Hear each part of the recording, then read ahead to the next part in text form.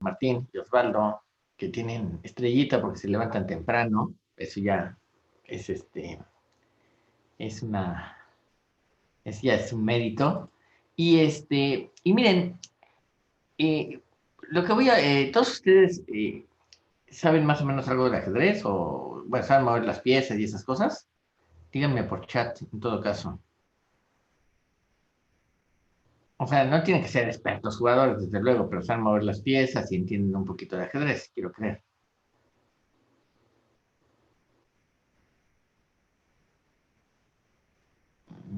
¿Sí o no? ¿Me escuchan a todo esto? Sí, solo que están en el chat. Ah, ok. Ah, perdón. Ok, bueno, muy bien. Ah, bueno, muy bien. Sí, ya vi tu programa, Enrique, está muy bueno, ¿eh? Quedó muy bien. Bueno. Ok, entonces, una de las cosas que es importante es que el ajedrez, miren, es una de las cosas que me parece muy curiosa, porque por un lado el ajedrez es un juego donde se repiten posiciones, patrones, ¿sí? Y ciertas configuraciones de piezas se repiten una y otra vez. Y de hecho, ya se los había mencionado, tenemos estos programas, estos libros de ajedrez de táctica que dividen en secciones o en temas el estudio de la táctica, ¿no? Por ejemplo, no sé, la coronación de un peón, el sacrificio en H7, en fin, hay un montón de interferencia y bueno, el doble ataque, en fin, hay un montón de temas de táctica que se usan en ajedrez y todos tienen que ver con algo que es que se repiten ciertos elementos en las posiciones con los cuales ocurren estos ataques o estas defensas o esta táctica, ¿no? Y lo curioso es que los programas de ajedrez que se han hecho, eh, no voy a hablar de AlphaZero porque es otra discusión, es una red neuronal y demás, pero hasta antes de AlphaZero, por lo menos, todos los programas de ajedrez funcionan bajo la manera como Shannon habla en su artículo, es decir, todos usan un criterio minimax, o sea, crean el árbol de variantes, buscan las diferentes posibilidades, las evalúan y después hacen el procedimiento minimax para decidir cuál es la mejor jugada, ¿no? Y curiosamente, nadie ha sacado ventaja del hecho de que en el ajedrez los patrones se dan a cada rato. Eh, Voy a mostrarles entonces la idea que hay acá. Los patrones, que en inglés se llama patterns, en, en, en ajedrez tienen otra notación que se llama chunks. Chunks son como bloques de las configuraciones, ciertos bloques de patrones, pues, que se dan en las posiciones, ¿no? Un patrón vendría a ser una serie de chunks, en cierto sentido, ¿no? Y si yo sé estas configuraciones ganadoras, estos patrones que me dan cierta ventaja, pues puedo, a través de revisar las bases de datos de partidas, en cuáles se ha repetido, ¿no? Por ejemplo, lo sabemos, para la mayoría de los juegos, la fuerza de un jugador, o sea, su habilidad para jugar mejor, puede incrementarse revisando encuentros de otros, ¿sí? Sobre todo de los mejores jugadores del mundo. Por eso los campeonatos del mundo son tan importantes, porque en los campeonatos del mundo, pues está el mejor ajedrez posible. Pero en general, en la mayoría de los juegos de mesa importantes como el Go, el ajedrez e incluso las damas inglesas, eh, los patrones son importantes. Déjenme decirles que, por ejemplo, Schaffer, Jonathan Schaffer, es un científico que creo que trabaja en Canadá, y él fue el que hizo el programa que terminó por ser el campeón mundial de las damas inglesas, ¿no? Y usó muchas de las técnicas que se usan en el ajedrez tradicional y generó todas las bases de datos de finales, pero de prácticamente de casi todas las piezas, es decir, es mucho más sencillo las damas inglesas para generar ciertas bases de datos y buscar y hacer una búsqueda sobre esa posición si ya existe, saber cómo jugar, ¿no? En ajedrez hay bases de finales, pero están limitadas hasta 7 piezas, ¿no? Porque crece exponencialmente, entonces no hay forma de... se llenan discos y discos duros. Creo que la base de datos de 7 piezas tiene 170 teras, ¿no? Creo, ¿eh? 170 terabytes de información,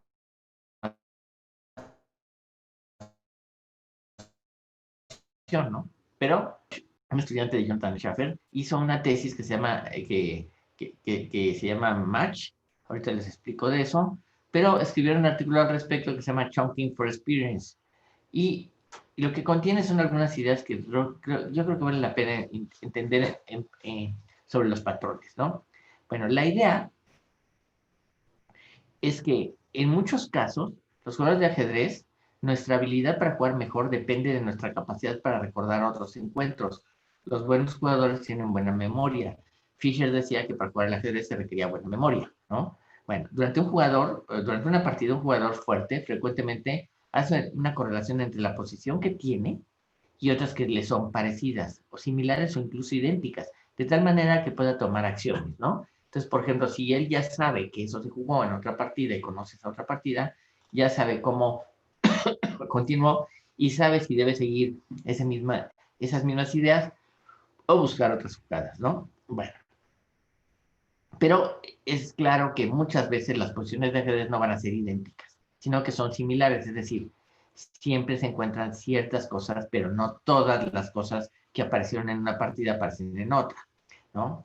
De todas maneras, incluso en fragmentos de posiciones similares, un jugador puede recordar las jugadas ganadoras, aunque la configuración de piezas en el tablero, o sea, el patrón que estoy hablando, no es estrictamente el mismo que se conocía anteriormente. Bueno, esto es lo curioso, que esta capacidad de los patrones no se ha establecido ni implementado en los programas de ajedrez, porque eso podría dar algunas ventajas en las búsquedas de las jugadas ganadoras. Es decir, en lugar de hacer un análisis del árbol de variantes, si yo encuentro que ciertas características se repiten, puedo orientar la búsqueda a esas jugadas que sé que son las ganadoras, si conozco el patrón, ¿no? Entonces, podríamos escribir un programa que fuese capaz de extraer estas configuraciones, así como los movimientos que se hicieron en esas configuraciones ganadoras, y sacar una experiencia de eso, que es la misma que finalmente los maestros de ajedrez tienen. Hoy en día tenemos muchos manejadores de partidas, Chess Base, hay otro que se llama Chess Assistant, había otro que se llamaba Nick Base, New in Chess Base, que era yo creo de las mejorcitas por la manera como clasificaba, pero se volvió obsoleta, no pegó y dejó de producirse. Chess Base es el líder de facto, Chess Assistant es como antes se llamaba Chess Assistant by Karpov Soft, así una empresa que era Karpov Soft, ¿no? Pero finalmente Chess Assistant tiene una empresa que se llama Chess OK, o Chess OK, y y es la competencia de Chess Base. Ambas hacen más o menos lo mismo, y aunque cambien un poquito los procedimientos, a algunos les gusta más Chess Base que a otros, ¿no? Pero bueno. Estos manejadores de bases de datos pueden usar el formato estándar que hemos hablado ya, que es PGN, Portable Game Notation, pero también usan su propio sistema propietario de base de datos, es decir, tienen las partidas en un formato que les permite hacer búsquedas más rápidas y además comprimen la información, hacen muchas cosas, ¿no? Pero si no quieren comprimir la información, también pueden leer PGN directamente. Bueno, eh, las partidas, desafortunadamente, no podemos saber nada más de ver una partida si una jugada es buena o mala, ¿no? Pero debe haber alguna manera de extraer la información de una partida en PGN para saber si se tiene un patrón determinado y saber qué hacer con él. Hay dos investigadores que se llaman Chase y Simon. En los años 70, fíjense, hace más de 50 años, trabajaron sobre la percepción del ajedrecista. Y esto se basa en los trabajos de Adrian de Groot.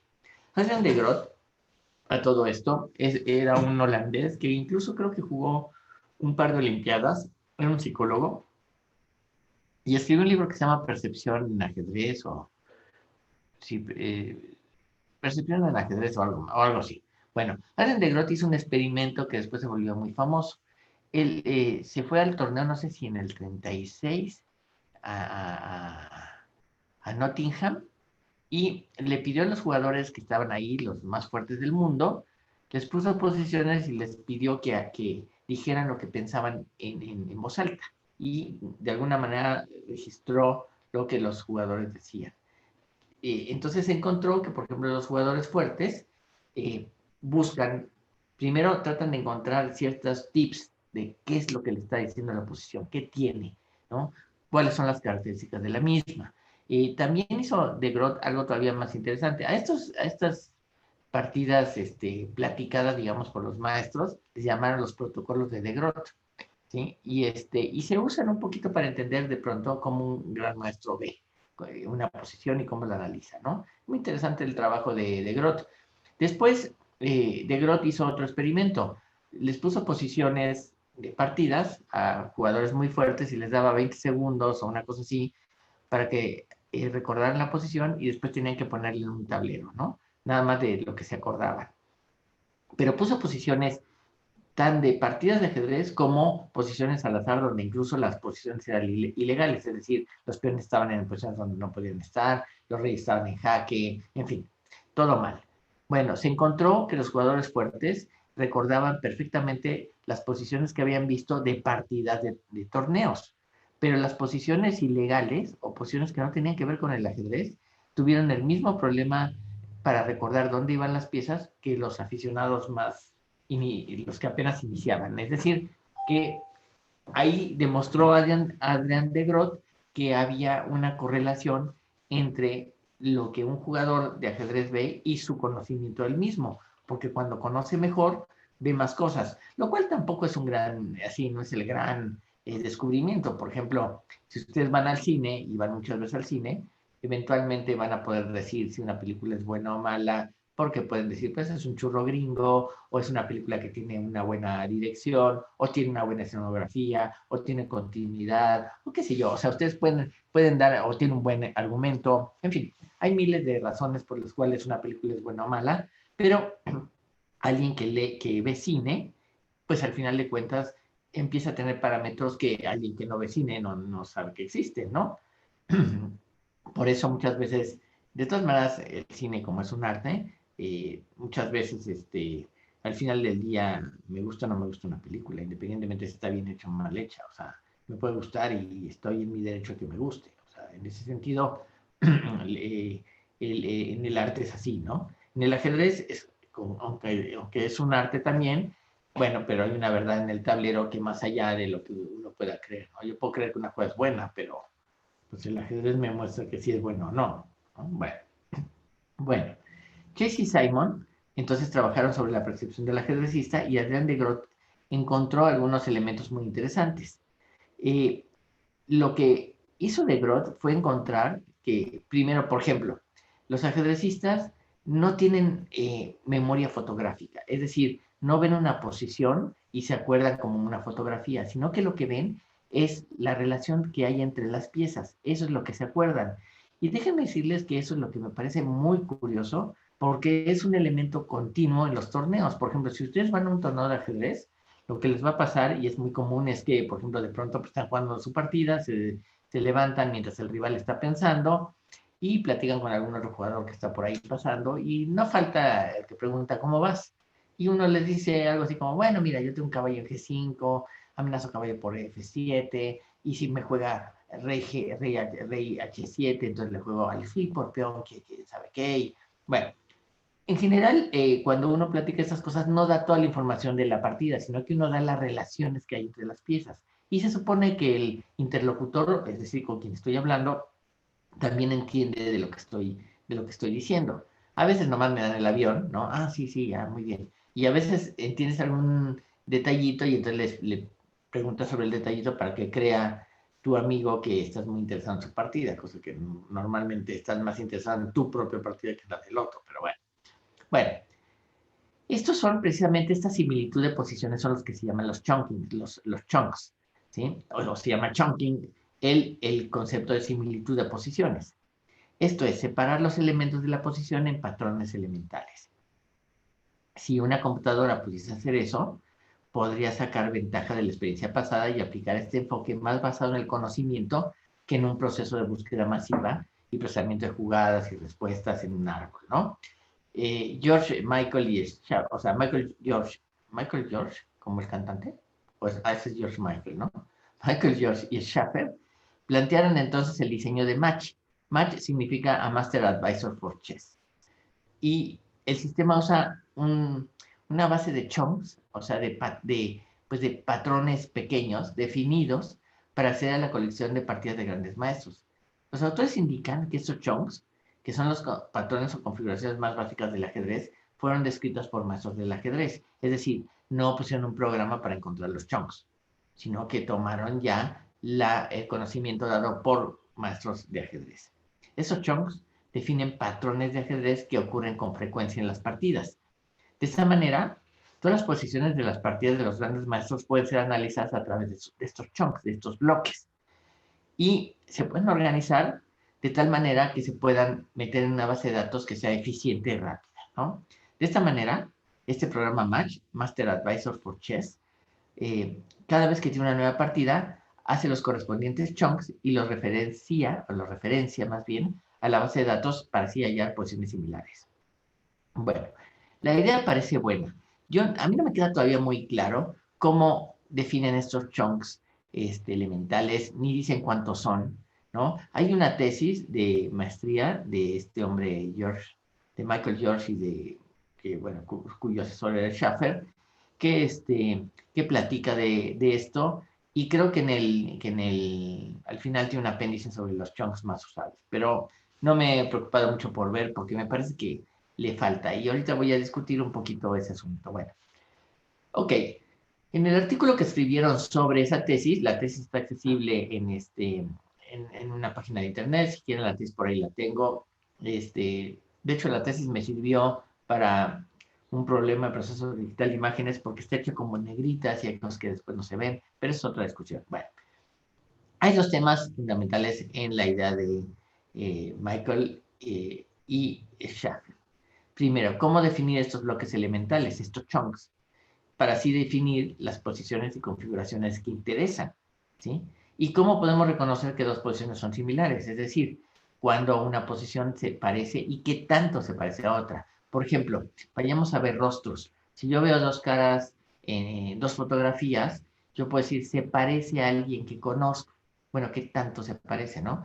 Cuando ustedes van a visitar a alguien que acaba de tener un niño, ¿no? Está la mamá con su recién nacido, y no falta el comentario de, ay, es igualito a su mamá, o es igualito a su papá. Yo creo que no es igualito a nadie. Es un niño que acaba de nacer y está hinchado y, o sea, en ese momento difícilmente se parece a alguien. Pero bueno, las abuelas son las que normalmente dicen, ay, ¿cómo se parece a mi esposo, o al abuelo, o al primo, o al tío, que sé? Pero bueno, le encuentran unos parecidos muy raros. Pero bueno, finalmente estamos igual acá, en ajedrez. Dos posiciones, ¿cómo sabemos que son similares, que son parecidas? Bueno, curiosamente, los ajedrecistas tienen esta habilidad para determinar estas características importantes en la posición, pero se basan en su conocimiento previo y reconocen estas similitudes halladas en otras partidas que han jugado o que han visto. Esta capacidad de extraer esta información, como ya demostraron Chase, Simon, de Groth, se hacen fragmentos en bloques dentro del tablero, lo cual es la clave para reconocer otras posiciones similares. Esto ayuda eventualmente al maestro a guiarse sobre cómo debe entonces jugar. Es decir, si yo tengo una serie de elementos en un patrón y ya sabemos cómo se debe jugar, pues simplemente seguimos la regla, seguimos cómo jugar de acuerdo a lo que establece el patrón. Pudiese pasar, y ha pasado, que el patrón es estrictamente el mismo y si cambia algo, podría cambiar la suerte de la partida.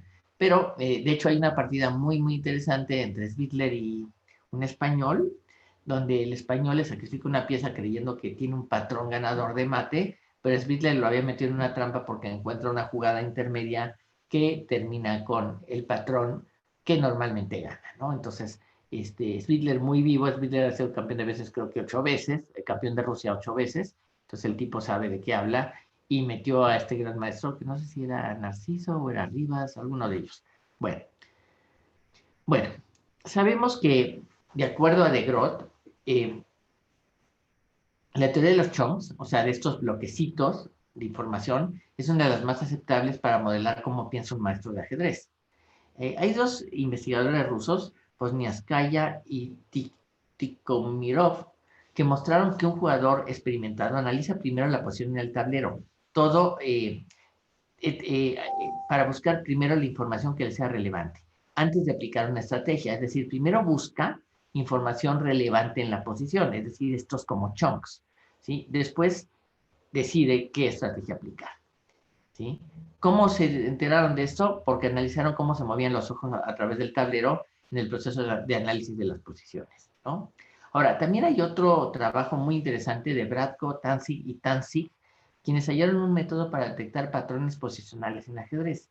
Más interesante saber que Bratko, que por cierto Bratko e investigadores, Bratko era un jugador de 2300 por ahí, de rating a nivel Master FIDE, hallaron que en promedio hay unos 7.54 chunks, ¿sí? Aunque de nuevo no dicen cómo definen cada chunk en una posición, ¿no? Hans Berliner, que por cierto fue campeón del mundo por correspondencia en algún momento estadounidense, ya murió hace un par de años, escribió un libro que se llama El Sistema, donde explicas el desarrollo de un programa que escribió para jugar al ajedrez y también habla de chunks, ¿sí? Y bueno, Hans Berliner y con otro personaje, Campbell, pudieron derivar chunks de posiciones para poder jugar finales de peones de forma automatizada. Es decir, ellos pudieron encontrar los elementos claves de las posiciones de los finales de peones para jugarlos mecánicamente, ¿no?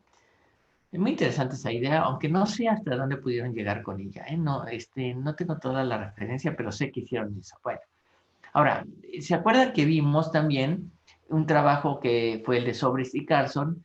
Fue lo primero que vimos y fueron los primeros que modelaron esta teoría del chunking en el juego del ajedrez. Sobres y Carlson buscaban primero todas las instancias de ciertos patrones a los cuales estos serían los chunks, esas instancias, y al final todo lo guardaban en un objeto que le llamaban snapshot, ¿sí? En una instantánea, ¿no? A partir de eso, hacían búsquedas para evaluar las posiciones de ajedrez. Tanto George como Schaffer decidieron crear un lenguaje de descripción de las posiciones en donde se plantean los elementos fundamentales del tablero.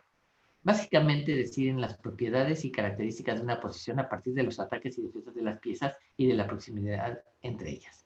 Define algo que llama la atención, el concepto del conjunto de chunks que debe existir y que no son opcionales. También tiene el concepto de las características opcionales que muchas veces incluso están presentes pero que no son necesarias para que la configuración sea definida. Importante es que se puedan crear chunks basados en los ya reconocidos, es decir, los cuales podrían llamarse metachunks, ¿sí? Es decir, yo tengo una serie de chunks reconocidos y puedo crear chunks sobre chunks, ¿sí? Bloques sobre bloques para hacer bloques más grandes, lo cual debería llamarlos metabloques, por ejemplo, ¿no? Pero esta opción ni siquiera la usan los autores, ¿no? Como que no la toman en cuenta. Los chunks deben poder tener parámetros para así evitar en la medida de lo posible las repeticiones sin sentido. El lenguaje da un consejo sobre cómo actuar en las posiciones halladas. De acuerdo al lenguaje creado por estos personajes, déjenme mostrarles un chunk de acuerdo. Esto que estoy mostrándoles se los voy a mandar terminando la clase. Dejen que comparto la pantalla. Y bueno, deben estar viendo el chunk, un chunk típico, que es el gambito de dama declinado, ¿sí? Y tiene una definición. El chunk, Queen's Gambit Declined Center, desde el lado de las blancas, ¿no? Y dice la clasificación, a partir del peón dama, se requiere un peón blanco en D4 y un peón de alfil en D5, blancos. Después se requiere un peón en C4 y un peón de alfil en E6 o en C6. Bishop Pound en E6 o en C6. Bueno, se requiere que exista un peón blanco, perdón, es un peón blanco en E6 o en C6, o se requiere un peón blanco en D5. Esto de acá que estamos viendo acá, esto de acá, esto vendría a ser el patrón, ¿sí? Y después se requiere un peón blanco en E2 y en E3, ¿sí? Y un caballo negro en C3, un caballo negro en F6, un caballo blanco en F3. Y el consejo es poner las torres blancas en C1 y en D1, definir un punto de ataque en E5 y el negro busca un ataque en E4. El consejo es pues poner las torres ya sean en C1 o en D1, colocar una pieza blanca en la casilla fuerte E5 y ver otra casilla fuerte. Ahora para las negras en E4, es el punto fuerte. Y esto vendría a ser la definición de un chunk. Yo no estoy tan convencido que este chunk sea tan claro, porque es muy humano, pues es un chunk descrito para seres humanos, no para computadoras, ¿no? Pero, si se fijan, lo que se requiere, aquí lo ponemos, tiene un comando que se requiere, ¿no? Eso quiere decir que se requiere esta situación, un peón blanco en D4 y un peón negro en D5, y un peón blanco en C4 y un peón negro en E6 o en C6, y un peón blanco en E2 o en E3. Se requiere eso, ¿no? Entonces, eso sería más o menos la idea del chunk que definen estos personajes, ¿sí? Y los autores entonces analizan una base de partidas y definen los chunks pertinentes de cada una de las posiciones. Dicen ellos, fíjense, ellos consideran que dos posiciones son similares y contienen chunks idénticos, pero incluso los propios autores se dan cuenta que deberían buscar un criterio de similitud más robusto. Todos los chunks se precalculan para posteriormente ponerse en una base de datos y acceder a ellos fácilmente. Fíjense, dos posiciones son similares y contienen chunks idénticos. Yo creo que eso es un criterio demasiado burdo o demasiado flojo como para tomarlo tan en cuenta. Debería buscarse, yo diría que habría que buscar una métrica, una especie de calificación y decir, bueno, tengo estos chunks, les voy a dar un peso a cada chunk que tengo y de acuerdo a la importancia del bloque, del chunk, voy a poder decir si dos chunks son parecidos o no son parecidos, ¿no? O qué tan parecidos uno del otro. Es decir, debería buscar una medida de similitud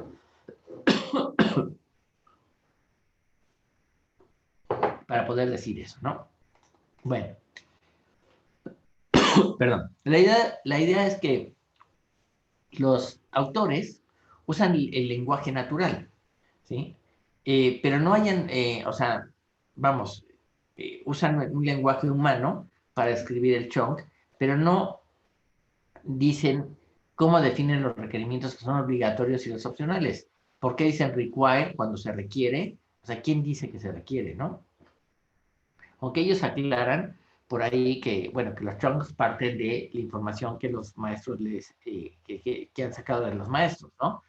Pero no se pasan de ahí, ¿no? Entonces, bueno, este, los que son opcionales, los términos opcionales parece que no alteran el chunk en general, entonces da la impresión que sobran. Bueno, yo creo que debería haber una métrica de similitud que los autores no consideran, ¿sí?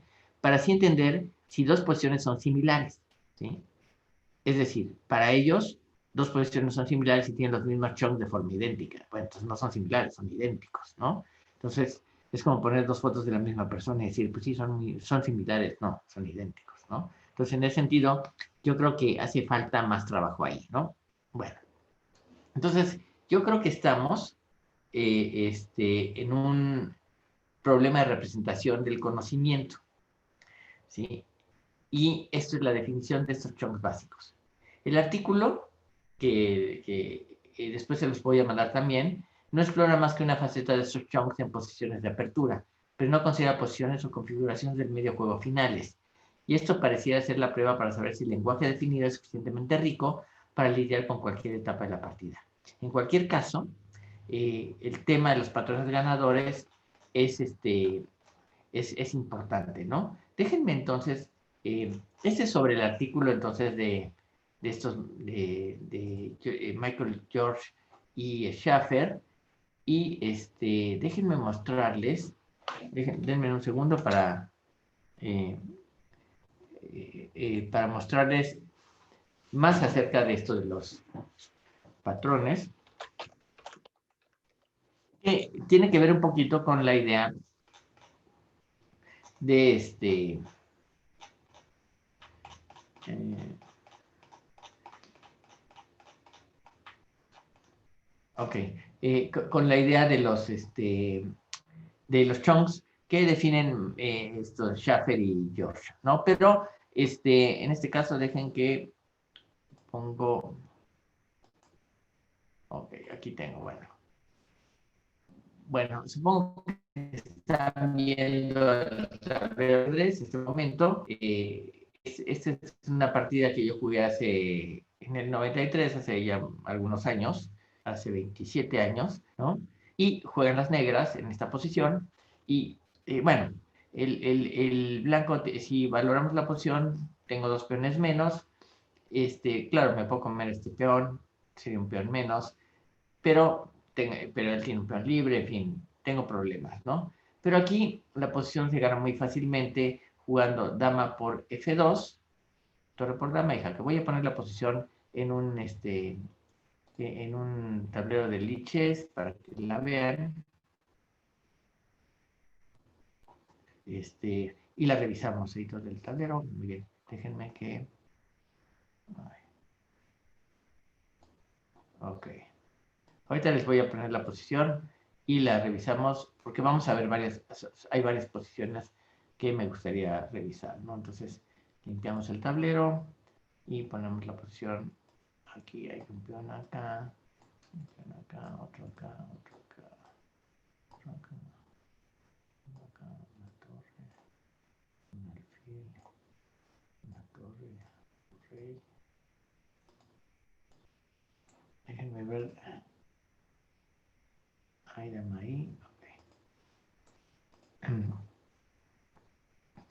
Y dama acá, torre acá, alfil acá, acá, y acá, dama acá. Denme un segundo, por favor. Ok. Y tengo una torre acá, acá, acá. Muy bien. Voy a ponerles la posición para que la vean. Ok. Vámonos. Y juega el negro. Ya van a estar viendo el tablero. Y vamos al tablero de análisis. Bueno, esta posición es un patrón. Déjenme, fíjense, la torre ataca este punto, la dama ataca este punto, pero está defendida 2 veces, ya sea por la torre y por el rey, ¿no? Se ataca 2 veces, se defiende 2 veces, todo perfecto en la defensa, ¿no? Pero aquí el truco es que las negras pueden jugar dama por peón, torre por, y damos jaque, se tiene que cubrir, y torre por torre es mate, con cualquiera de las 2 torres, ¿de acuerdo? Entonces, después de dama por peón jaque, tampoco el rey se puede quitar porque eso es mate, ¿no? Esta es una posición que me tocó jugar, pero vamos a ver la siguiente. La siguiente posición es de una partida entre Lee y Sájarov del Campeonato Mundial de juvenil. No voy a poner la posición en el pero nada más quiero que la vean en el documento que está en mi blog. Al rato les paso el enlace. Y bueno, deben estar viendo esta posición. Y aquí el blanco. Y acá fíjense, tengo la dama que ataca el punto F7, la torre que ataca.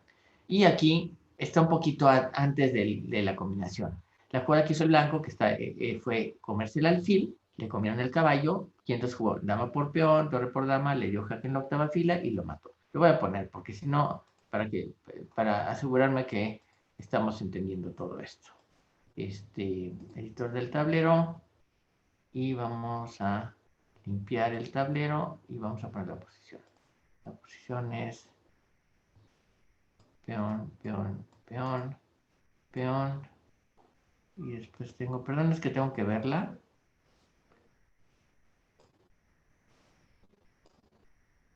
No, aquí la dama, torre acá, hay una torre acá, hay un alfil acá, una torre acá, un rey acá.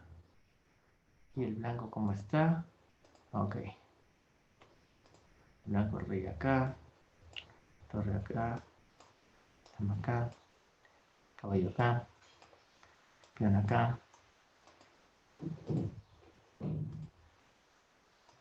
peón, peón.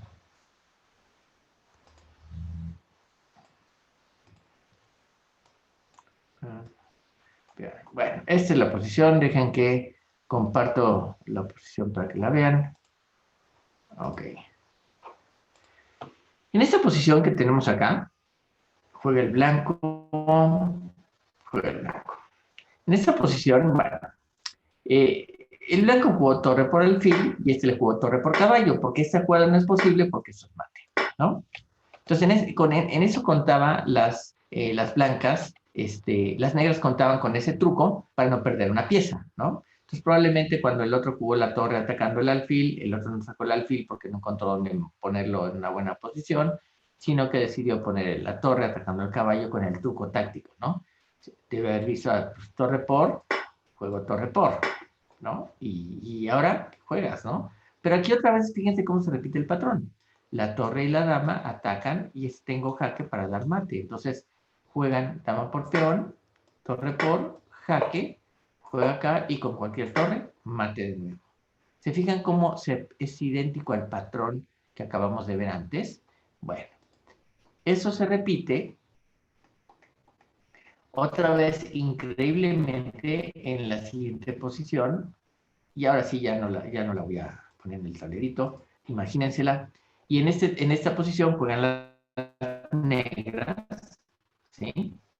Y bueno, obviamente las negras están pensando en que pueden, que tienen el ataque, que parece que su rey está bien, bien cuidado y demás, y cometieron un error, jugaron torre por peón, esta torre que estoy señalando, se comió el peón de G2 amenazando torre por y mate. Pero si se fijan, cuando la torre llega acá, esta torre ataca F7, la dama ataca F7 y la torre puede ir a B8. Y de nuevo se repite el patrón. Le jugaron torre por peón, error decisivo, y le jugaron dama por peón, jaque, torre por dama, torre jaque, se tuvo que tapar con la torre y mate. Se volvió a encontrar el mismo patrón, ¿sí? Y si ustedes dirían, bueno, un poquito casualidad o algo así, pero no, fíjense esta otra posición, Magnam contra Mullen, ¿sí? Es otra vez, la dama y la torre atacan F7 y tengo una torre que puede ir a la octava fila y le jugaron dama por F7 y después de torre por le dan jaque con la torre, se puede cubrir con el alfil, pero torre por y pone la torre y torre por mate, ¿no? Entonces, esto es increíble, pero lo más increíble es que, bueno, esta posición, ya vimos, fíjense cómo se parece, bueno, el tema es las dos torres atacando al punto F7 y la otra torre libre para entrar en octava fila, lo cual se repite acá, la dama y la torre atacando F7 y la otra torre que puede entrar a B8 para dar mate. Mismo patrón, las dos torres atacando F7 y la torre que, bueno, se va a colocar en E7 para jugar a E8 en un momento dado. Aquí la misma posición, pero con negras, las dos torres atacando aquí F2 y con la torre que puede entrar.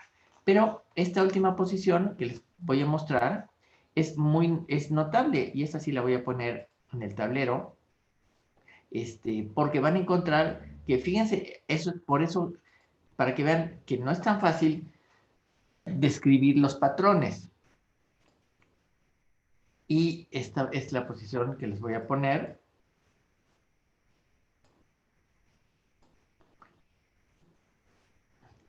El rey acá, un caballo acá, y después tengo dama y peón, no tengo una torre acá, una torre acá, una dama acá y un peón acá. Ok, y las negras tienen, ok, una torre acá, un peón acá, una torre acá, el rey acá, una dama acá, el alfil acá, y un caballo. Un caballo acá, creo que sí está, y me falta algo. Ah, un peón acá. Ok. Bueno. Esta posición juega el blanco, tablero de análisis. No sé si ¿están viendo el tablero de análisis o no? A ver, lo voy a volver a poner para asegurarme. Ok. En esta posición que estamos viendo acá, este tablero, juega el blanco. Y esa es la posición de otro torneo, de dos jugadores en otro torneo, y juega el blanco, ¿no? Y curiosamente, fíjense, la dama y la torre atacan el punto F7 y la torre puede entrar a la octava fila. Pero además hay un detalle en la posición. el peón le quita la casilla esta al rey, ¿sí? Es como si hubiera un peón o algo que le quita esta casilla. Y entonces la jugada ganadora es dama por peón, torre por jaque. No se puede quitar el rey, por eso el peón es muy importante. Se puede proteger con esta torre o con esta, da lo mismo. Si, bueno, si juega esta, pues torre por torre jaque, se defiende y mate. Fíjense cómo este patrón, de nuevo, parece repetirse nada más que del otro lado. El ataque sobre el punto F7 y la torre que puede ir a la octava fila para dar el jaque, ¿no? Bueno, eso habla, finalmente, de que el ajedrez, les digo, es un juego de patrones, ¿sí? Y entonces, en ese juego de patrones, ¿dónde estoy? ¿Dónde estoy?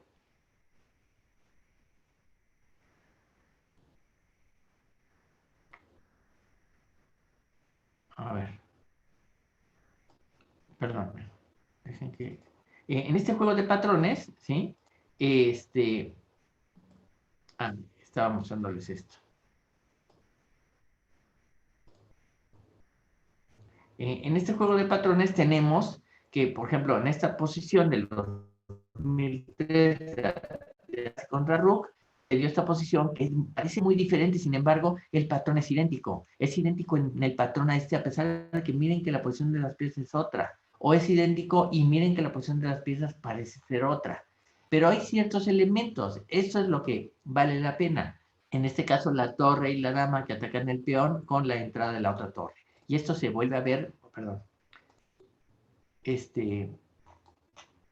y esto se vuelve a ver en, en esta posición, o bien se ve en esta posición también, se repite el patrón, se repiten los elementos, y la más notable es esta, porque parece muy diferente, pero en realidad es idéntica en términos de patrón a la anterior.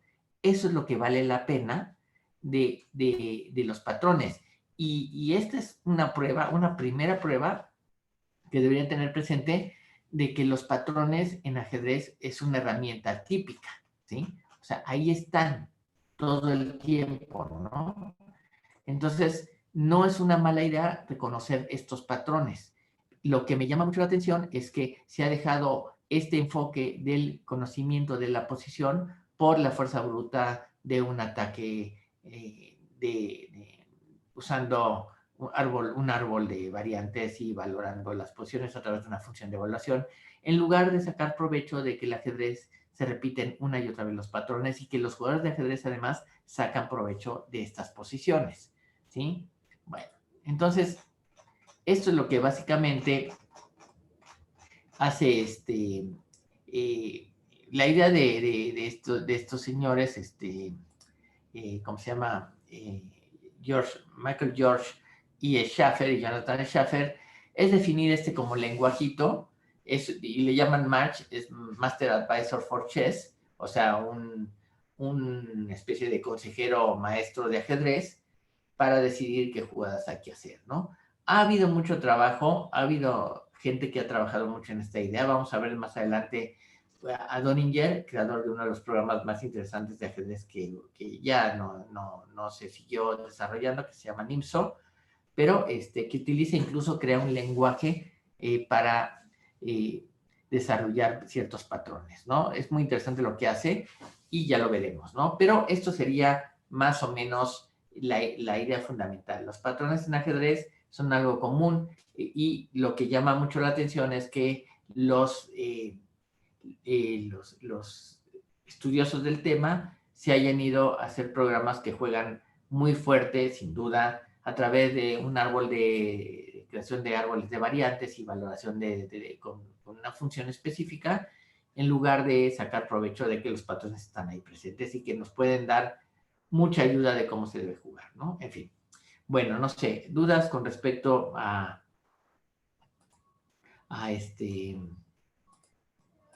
a lo que hemos estado platicando aquí.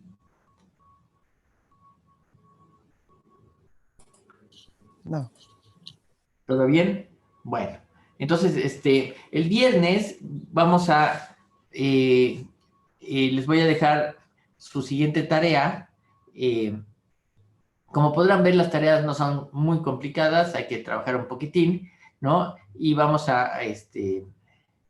bueno, ok, la pregunta de Enrique: ¿es posible describir la posición del ajedrez con matemáticas, con un álgebra? Déjame decirte que ahorita que estoy terminando el doctorado, estoy tratando de precisamente de hacer eso, describir las posiciones de ajedrez como un álgebra. Y lo que he encontrado hasta ahora es que se puede describir matemáticamente, es decir, una especie de álgebra de conjuntos, ¿sí? Pero solamente hay un trabajo en, en álgebra lineal en finales se llama algo así, finales de ajedrez y multilinear álgebra, o sea, álgebra multilineal, y define toda una estructura y una topología y no sé qué, y no entiendo nada, y me parece muy sofisticado lo que hizo, pero es el único trabajo donde hablan de un álgebra. Pero hay otro trabajo donde plantean la posibilidad de que el ajedrez pueda representarse a través de un álgebra de conjuntos. Y de hecho, la idea, el artículo que estaba leyendo es de Max Euwe, que fue campeón del mundo y que era doctor en matemáticas. Así que algo le sabía al asunto. Él utiliza una teoría de conjuntos que es de un holandés, o sea, es un enfoque de una teoría de conjuntos de un holandés, de un matemático holandés, de la cual yo no estoy muy convencido. Pero el artículo es interesante al final de cuentas de hecho es la base de lo que creo que hay que hacer para desarrollar un, una matemática sobre el ajedrez. Otro que escribió al respecto fue Botvinnik, que fue campeón del mundo y que además era ingeniero de electrónica, en un libro que se llama Planeación de largo plazo, de largo alcance para ajedrez, que también tengo por ahí el libro en PDF, se los puedo mandar. Ahí tiene en la página 11 empieza hasta la 27, miren cómo me acuerdo porque lo estaba leyendo. Ahí platica sobre una teoría matemática del ajedrez. Ahora mismo se los mando al chat para que lo tengan y le echen una revisada, ¿vale? ¿Qué más? Bueno, pues nos vemos el viernes y les dejo ahí su tarea. Todavía no me acuerdo qué tarea les voy a dejar, pero algo les voy a dejar para que se pongan a trabajar. Los que no han terminado la tarea anterior, la primera y la segunda, que digamos que la segunda es, digamos, parecida a la primera, ¿no? Bueno, es continuación de la primera, pues trabajenla y entrenla lo antes posible, por favor, ¿sale? ¿Alguna otra duda? ¿Comentarios? ¿Todo bien? Bueno, pues si no hay nada más que decir, nos estamos viendo el viernes aquí a las 8 de la mañana, ¿no? Y terminen su tarea y nos vemos el viernes y seguimos platicando de esto de los patrones, que es muy importante, ¿eh? En mi opinión es muy importante. Bueno, gracias. Gracias, Diego, Enrique, Dulio, gracias, buen día. Y sigan en sus clases virtuales, ¿sale? Jessica, me mandas el video cuando lo tengas, ¿vale? Sí, ahorita te lo mando. Dale, bueno.